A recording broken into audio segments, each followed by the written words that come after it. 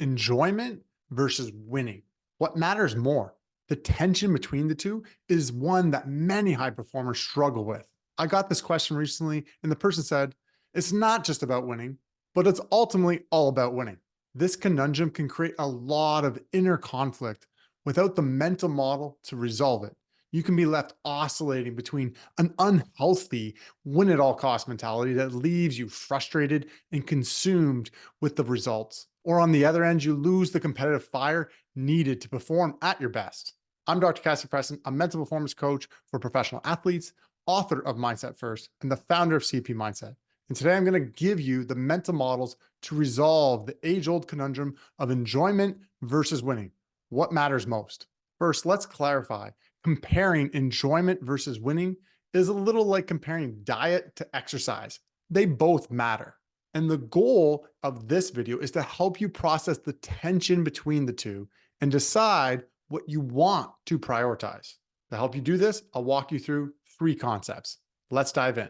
As you can see here, comparing enjoyment versus winning is comparing an internal experience, that's enjoyment, versus the external result of winning or stats, etc. And the point that I want to make here is that one is not inherently dependent on the other. You can actually have enjoyment and winning, but don't think and fall into the trap that, well, winning is what causes enjoyment, because you could lose a hard fought game, right? Not really get the outcome that you want. You're not happy about losing, but you probably and could have enjoyed the process, the game, the experience, the challenge, if you were engaged in it and you're happy with your effort and your focus. And the other way could be also true. You could actually win and get the result that you wanted, but not have been enjoying the experience. Maybe you blew out the other team, or you didn't get to contribute, or you were in your own head a lot. And so these are not inherently dependent on each other. And so they're very different. We want to treat them differently. And this is again why that question of enjoyment versus winning can inherently just be misleading. Nonetheless, the goal here is to help you process and decide what you want to prioritize. So let's shift to concept number 2, intrinsic versus extrinsic motivation. And a great way to just look at this is the question, why? Why do we play sports in the first place?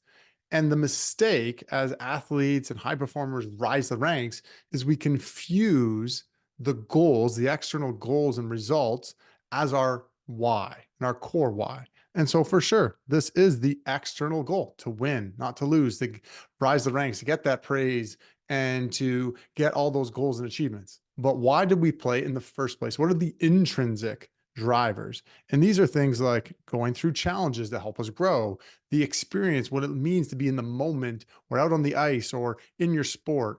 And so that's a intrinsic driver. The other 2 big ones are to connect. Is it teammates? Is it coaches? Is it friends? And the relationships you build. And then as well as being able to contribute, serve, be a part of a team, and connect again with others in that pursuit. And so the mistake here is to think that all of these over here are the core why. That's flawed. The best athletes in the world, the high performers in the world, they have an intrinsic driver. They stay connected to this. And again, all of this is said to help you better understand and see the difference between enjoyment and intrinsic and the internal experience versus the extrinsic, external results, motivation, and winning. Now, the final and most important piece is to help you clarify and decide your priorities and your focus. First, a quick reminder, if you like this video, make sure to like, subscribe, comment down below. And if you're interested in learning more about mental performance coaching, go to cpmindset.com. And if you want to check out my book, Mindset First, head to Amazon to order your copy today. So the final concept here is about choosing your priority. One thing has to be the number one thing. You can't have like, oh, I've got 5 priorities. No, one priority. And what most people do is they make the mistake that their achievements, their priority is over here. What I want to have, what I want to achieve, what are the results, the winning.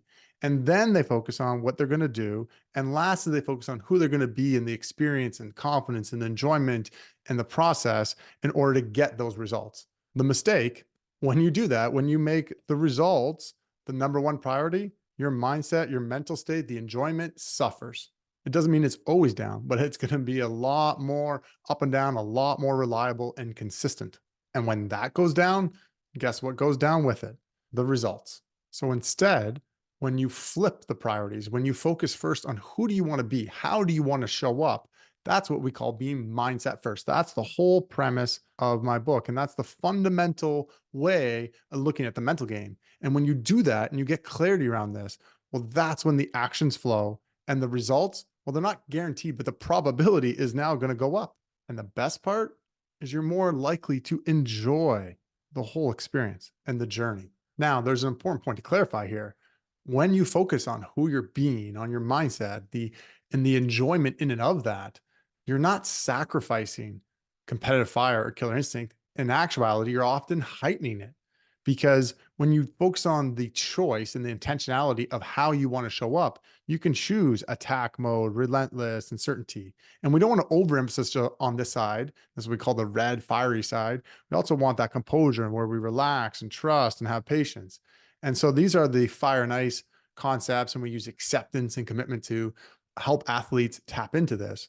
But the other side of it is also being grounded, growth mindset. And at the heart, you would have guessed it, enjoyment and the love of the game. And so there's some kind of a combination that an athlete wants to make that resonates for them, clicks for them, and you're very intentional on who you're being. And you're not sacrificing the competitive fire. You can actually be amplifying it. Now, there's a big trap. It's a paradox that's very common, and why this whole question of enjoyment versus winning is so common. Because most people get, okay, yeah, focus on my mindset, focus on who I want to be in my process, because that's going to lead to better results. So they're like, yeah, focus on this for that. But when that is your approach, what happens? You're actually prioritizing this again. And the only reason you're focused on your mindset is for the results. Results are actually mattering more, and you're going to still have that weigh on you. Now, the solution to this is fairly simple, but not always easy to apply, because it is true that when you focus on your mindset and the things you can control in your process and your mental state and who you want to be, it leads to better results. But the solution is actually to stop focusing it just for that as the main reason.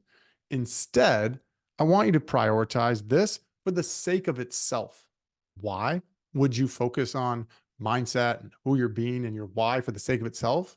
Because that's where enjoyment comes from. Because enjoyment, as we talked about earlier, is not just dependent on results. It's who you're being and the process and the game itself and the experience.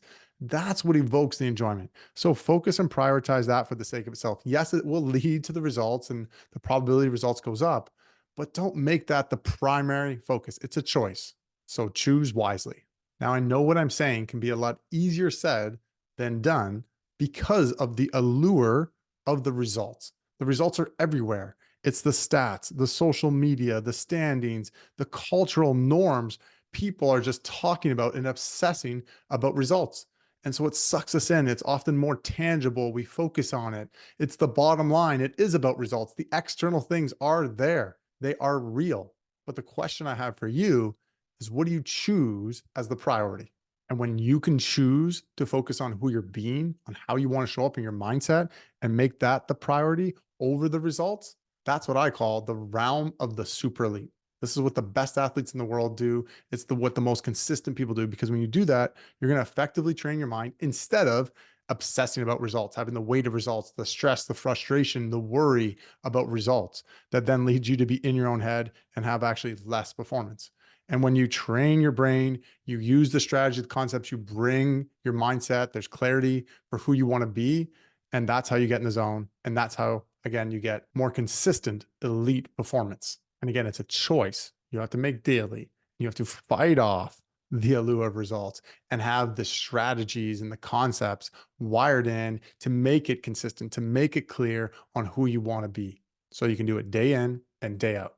So that wraps it up. Enjoyment versus winning. What matters most? Well, in short, the question's a bit misleading, but to make sure you don't suffer from the inner conflict between the two, make sure you understand first how winning is the external goal and enjoyment is the internal experience. And then two, learn to know that it's okay to be high in both intrinsic and extrinsic motivation. But don't forget the core why you started playing sport in the first place, your intrinsic drivers. And you don't want to lose that connection with that. And lastly, you get to choose what your top priority is each day. If you don't intentionally choose, you will likely get pulled into the allure of results, which will suffer your mindset. But when you choose to be mindset first and enter the realm of the super elite, and to be clear, focusing on your mindset and who you want to be over what you want to achieve, that doesn't have to sacrifice any competitive fire. In fact, it can often heighten it and make it more consistent. And who you are being is where the true enjoyment lies. I hope you found this helpful. If so, like and subscribe. And I'd love to hear your thoughts in the comments. If interested in learning more about mental performance coaching, go to cpmindset.com. And if you want to check out my book, Mindset First, head to Amazon to order your copy today. Thanks for watching and stay mindset first.